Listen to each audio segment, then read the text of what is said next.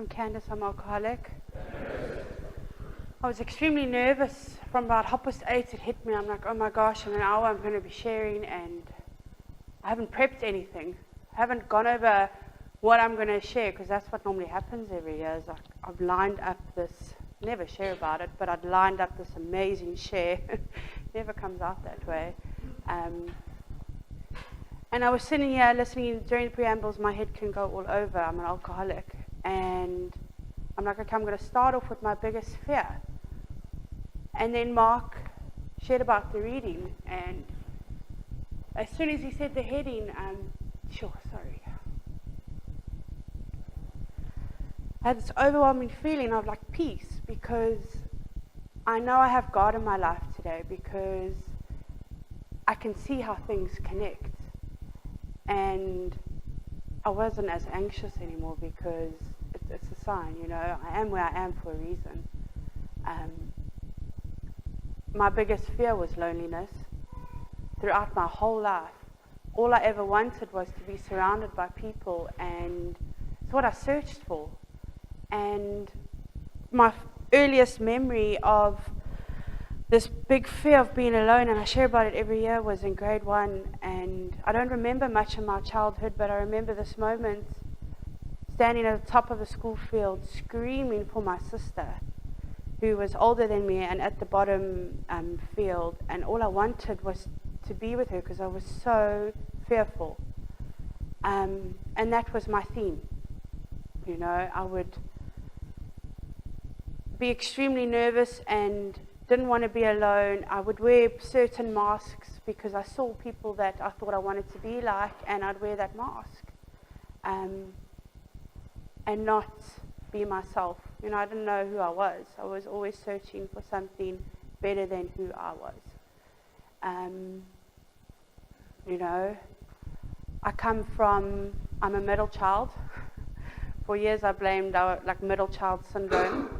My sister is an overachiever and did really well in school, and still doing extremely well in life. And I always looked up to her, and I wanted to be like her. So because I wasn't, I'm Candice. I'd fight with her. And then later on, when I was 6 years old, my brother came along, and I was extremely jealous, because here's this little boy that's come into my life and taken away the attention. So I'd constantly have this battle as a sibling growing up. And it was always everybody else's fault. My parents never loved me enough. They never gave me enough. It was always about more. And I needed more love. I needed more attention. And I started to find that doing naughty things got me attention. Obviously negative attention. And that was me. I did naughty things. I didn't listen in class. I was always the student that the teacher used to say, Candice, if only you would apply yourself, you would do so well.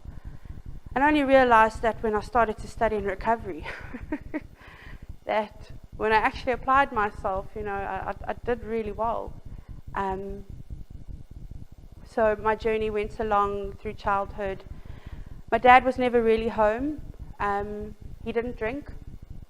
He stopped drinking when I was 2 years old. He went into a treatment facility that I didn't know about. It was a big secret in our family.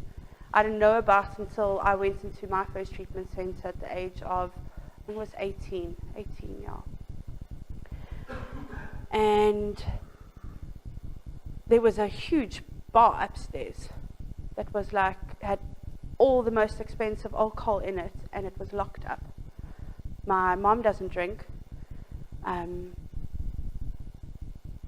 So I was never exposed to drinking in the household and seeing people get drunk.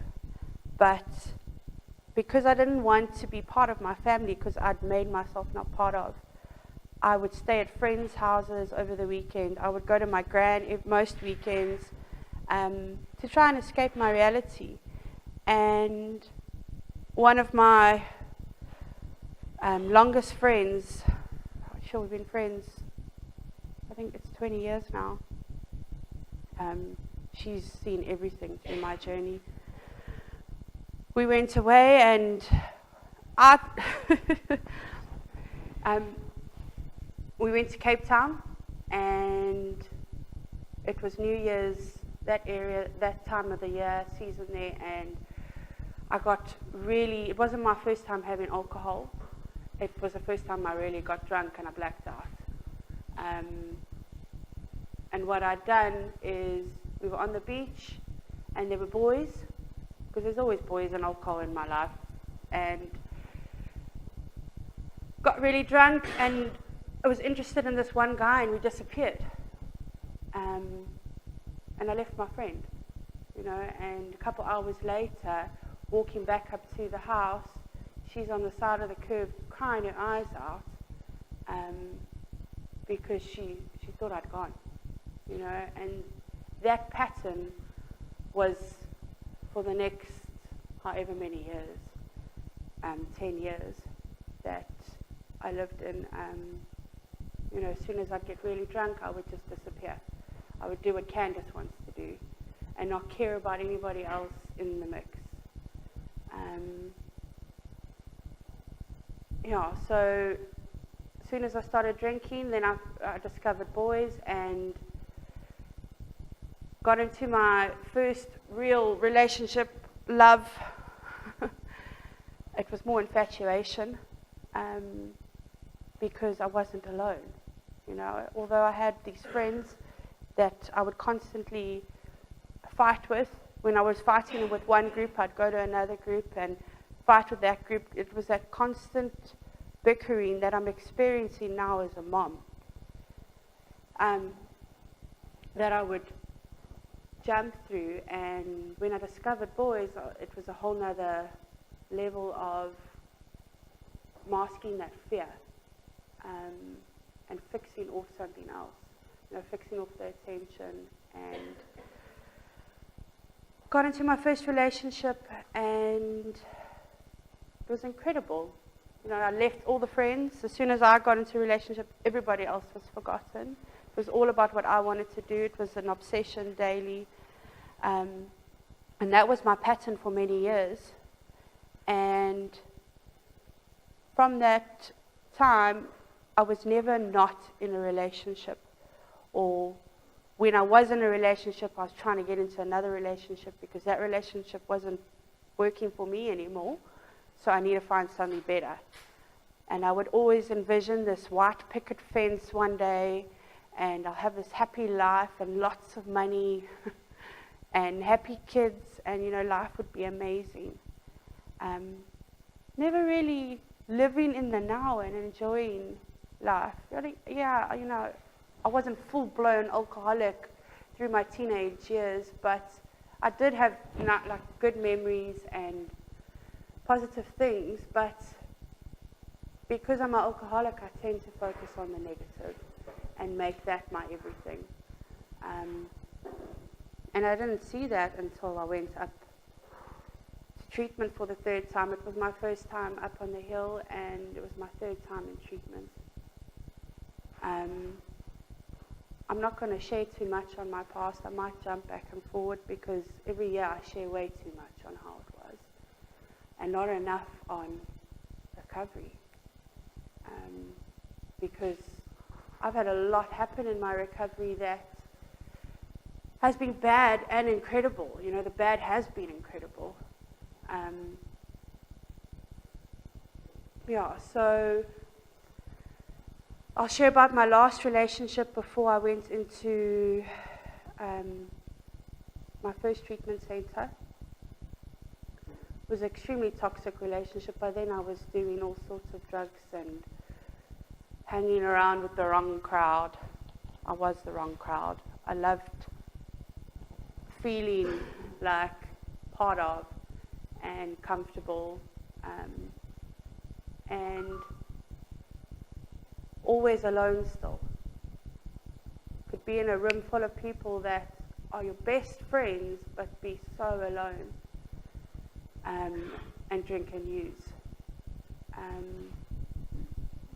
I was telling someone last night, I actually spoke to her a couple of weeks ago, I used to hang around their family a lot now. It's a family of 5 mad women, and the one sister always used to be around because we could always get drugs, alcohol, we could always go out partying. It was just one big jewel, and I used to idolize her.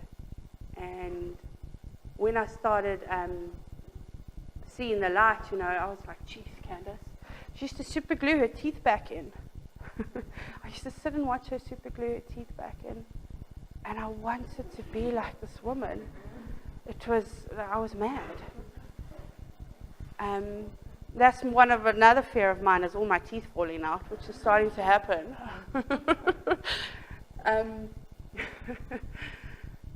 I have dreams about that.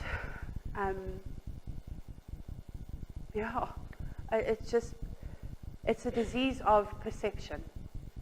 And when I perceive something as amazing because it's right for me, then it's all good. But it's all crumbling around me, and that's my family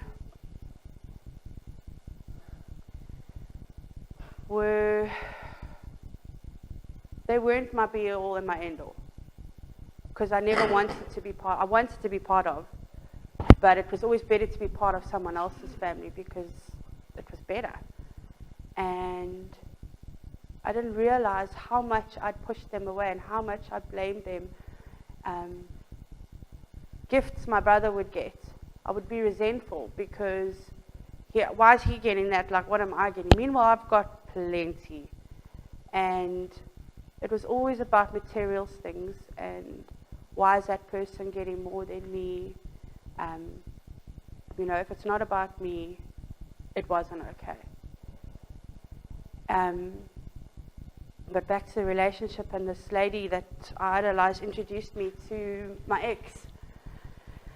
And she's like, Candice, I have the perfect guy for you. And I was like, oh my gosh, finally, I've met him.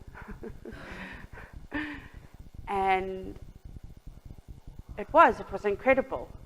We met at a bar, and it started off with a huge bang party, and lots of drugs, and lots of alcohol, and lots of ignoring my phone because people were looking for me, my family. And a couple months into dating and moving out the house, moving in with him. Okay, one of the first times I brought him home, my parents were in France, and my sister was looking after me, because she had to look after me at the age of 18. She needs to look after me. Always had to have someone watching Candice, and she'd phoned them because I'd locked her in the one side of the house, because I wanted the one side and I didn't want her to get involved because she was extremely controlling and she thought she was my mother and blah, blah, blah. That's where my head was. And she phoned my family, and my mom and dad flew back from France. They didn't finish their holiday. They could never enjoy anything, because I'd always spoil it, because I'd make it about me.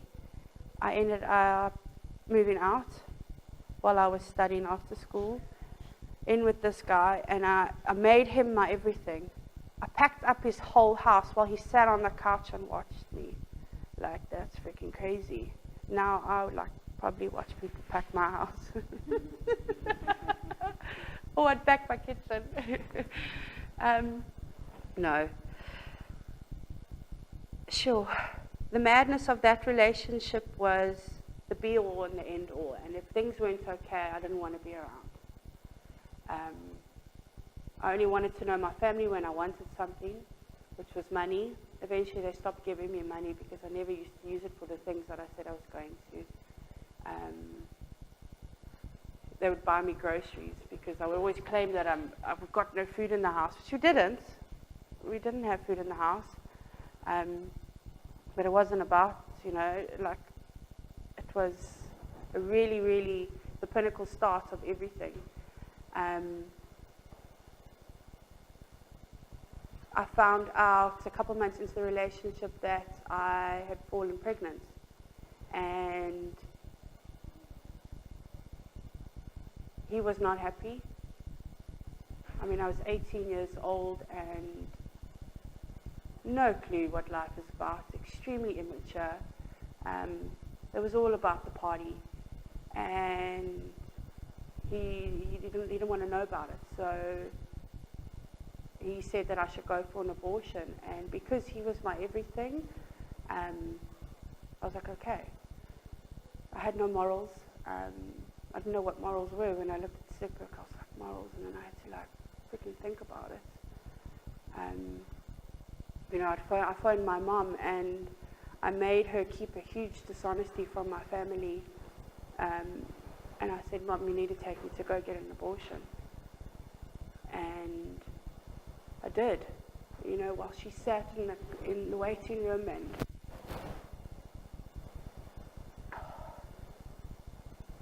I don't cry because of the situation is horrible. No one should do that. But that dishonesty that I made my mom keep from everybody is why, it's not okay. Because when I got back into the car with her, it was all about me again and what I was going through. It was my decision. It's not, yes, he asked me, but I could have said no fucking ways. I went, it was my decision. And after that, carried on partying. I was studying during this all, I don't know how. I was still going to college, I studied beauty. And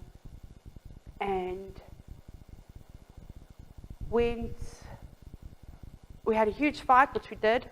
We fought a lot. And the physical abuse hadn't started then, only later, but it was emotional, both sides. I always used to sit back and say he was the abusive one, and he was abusive towards me, and the things he said, I said nasty things back too. And we had a huge fight, and there was alcohol, and I started seeing psychologists. So they'd given me tablets because I'm depressed. I wasn't depressed. I was all over the show because of life's choices and the amount of alcohol. Alcohol is a depressant. And I downed the bottle of vodka, took the bottle of tablets, and because I was hectic, no one can handle me. When I'm in that space, I'm fucking hectic. And he dropped me outside my mother's gate, and I went inside.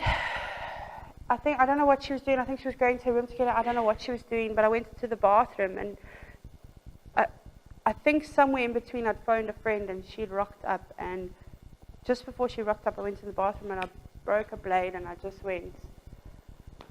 I didn't know what I was doing. I didn't want to die.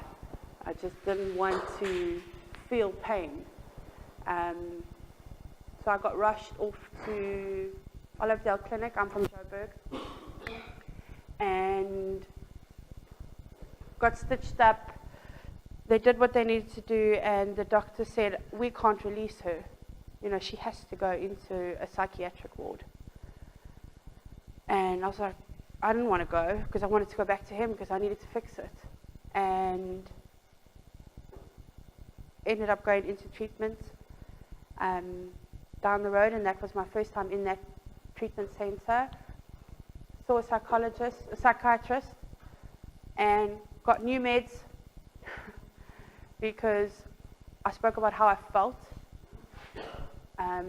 all the dishonest feelings for attention, and was told to go to certain groups, and I didn't. I sat in the art room for 2 weeks. I convinced one of my friends to bring drugs onto the property, and I went and I used in the rehab. He didn't come visit me. He sent a friend. And that is what I obsessed about. It's why isn't he here? Still that main obsession, because I needed that fix. I needed him to want me. Left early. It was suggested that I go to certain meetings, and I was like, no, I don't have a problem. Left. I think I moved back home. I don't know what happened, but then drama happens as it does in my life, and parties and going out and being gone for days and still studying somehow, but never really there at college. And I fell pregnant again. And that's where Chloe comes from. Sure. She's 10 years old now, and she is me. She's beautiful, and she's me. Thank God for this program, because I'm able to help her. I'm able to try and let go. Last night I found it very difficult to let go. Running around trying to fix situations with girls. But she's the biggest blessing, you know. And I drank through my pregnancy, which I didn't see a problem. The doctor said I could have red wine. I didn't have red wine. I had whatever I wanted to have. I got drunk before my baby shower. You know, everybody was setting up at home, and my ex had come to pick me up, and we went down and we went drinking at a friend's house just down the road, a punch out of a kitchen sink. And I went back thinking no one would know anything. And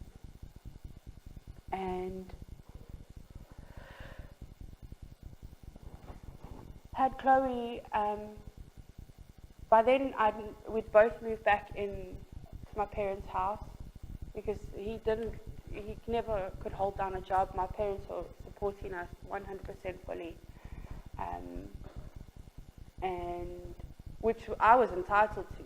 You know, they had the money, they can support me, which is absolutely ludicrous. And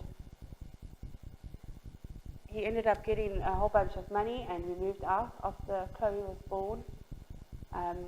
The night Chloe was born, he went out on a huge party, and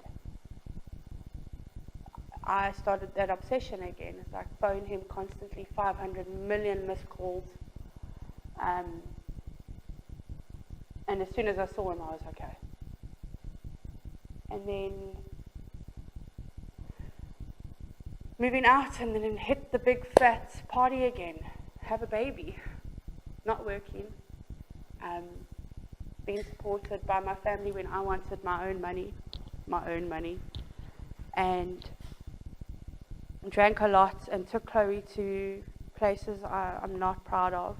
Had people over at our house, you know, put her in situations that today I look back and I'm like, holy shit, what the hell? Like, I'd freak out now. I freak out if she goes and sleeps out at someone else's house on Friday nights. I'm like, I haven't heard from this mom. I wonder if they're okay. And, you know, that's the madness I was in. I was so in it. And everybody else could see it. And everybody else was telling me, Candice, like, you need help. You need to leave this guy because he was the problem. And that's what I started to believe. He was the problem, and if I'd left him, I'd be okay. So I started realizing I had a problem and went to see people, and I got put onto anti-booze and drank and used on anti-booze. It's a horrible feeling. I don't know how I still survived. My mum I used to pretend to take it, and then she caught on to me, and then she used to watch me drink it. But I'd still mission and leave and disappear at night, because I was always searching for something.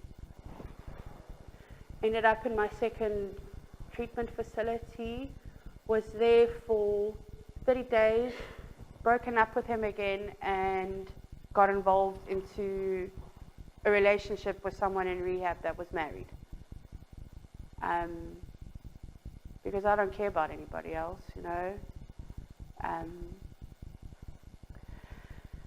Went to a meeting, got exposed to the meetings there and the fellowship, and I loved it. I really did. I wasn't clean. I was still on medication, but I was clean from drugs and alcohol, and still no clue. We were given step work to do, and we'd all sit outside and just chat. Never really did step work. Was told I needed to get a sponsor. cool.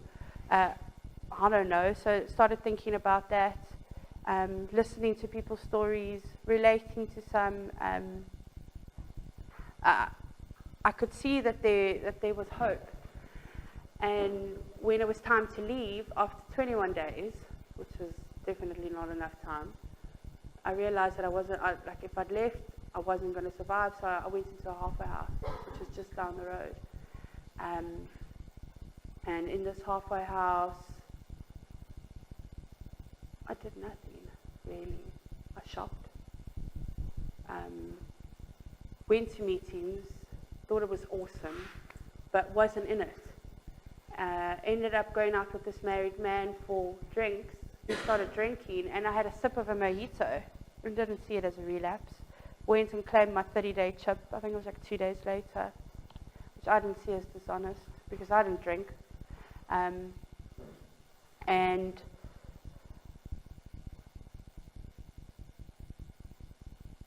claimed my chip.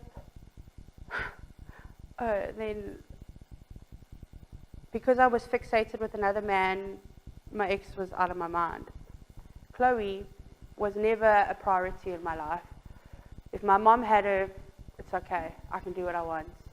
You know, not a mom at all. And I ended up relapsing, leaving one night and saying I was sleeping at home and telling dishonest stories, and I ended up going out alone, which I did often, but like I was really alone because everybody I'd phoned didn't want to know me. Even my dodgy friends didn't want to know me.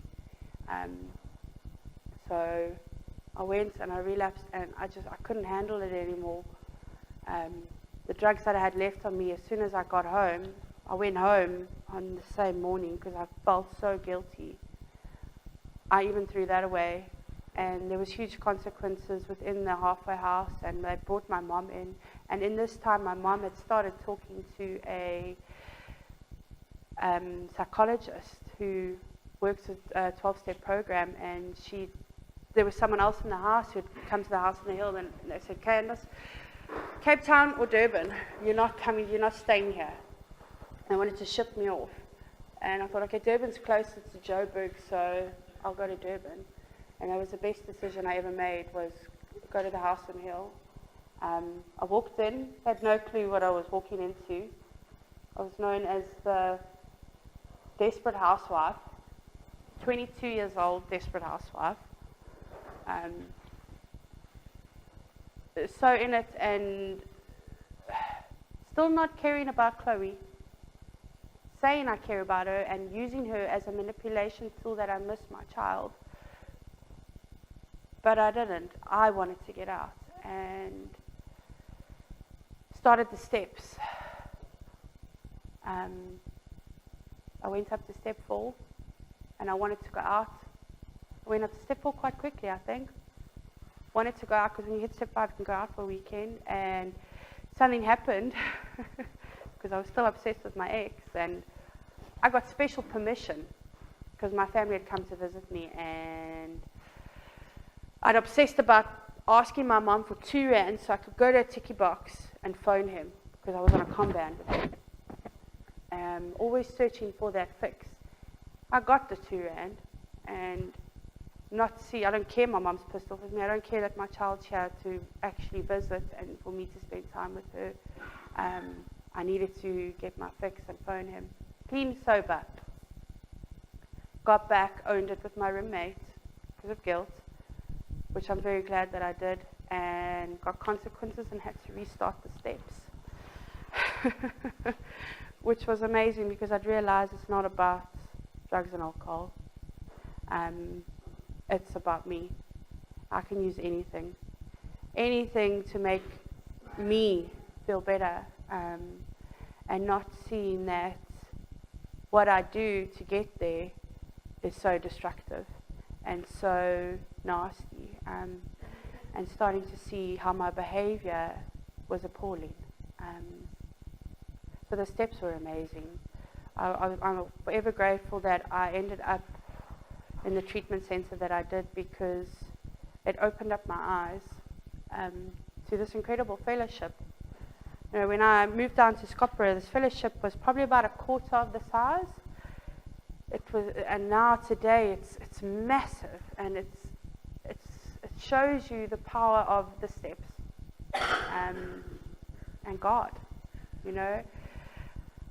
Because ultimately, I think that's what I was searching for, was a relationship with my higher power, and to fill something with this hollowness that I had. And when I realized that, you know, recovery, it's been incredible, and I've had so many gifts. You know, my first year I wasn't the best. I thought I was captain recovery. Went to 9 meetings a week. Had a joel. First year was incredible, but I was dishonest. You know, I went through a period that I was dishonest, and I got involved in a dishonest relationship with Neville, and it was okay, but it wasn't okay. And then working on that stuff within myself and realizing that I needed to learn to be alone and walk through that fear and realize that I'm not actually alone.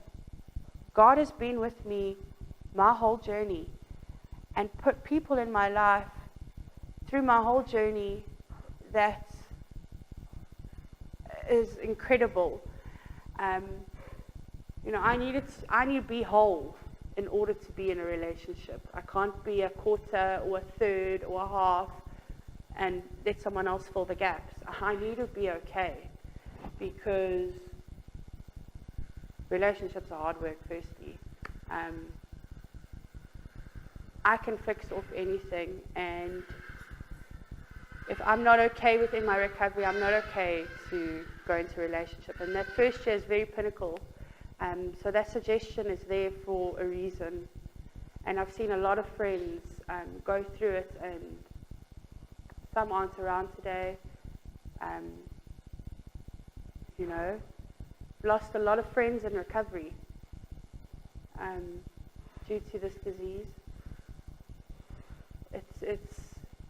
And each time I think to myself, this disease is so cunning, because you think you can know someone, and you think, but you don't. All I can do is look after me and look after my recovery and try and help other people as well. Yeah, my first year was, I'm probably going to miss out a lot because a lot has happened. Chloe was living with my mom. She would come and visit often, and I became extremely grateful for my family, because despite everything I'd done, they were always there. Yeah, they were pissed off with me, but they were always there. And I'm sharing too long again. Shit. I do this every year, because I've still got 7 years to go. A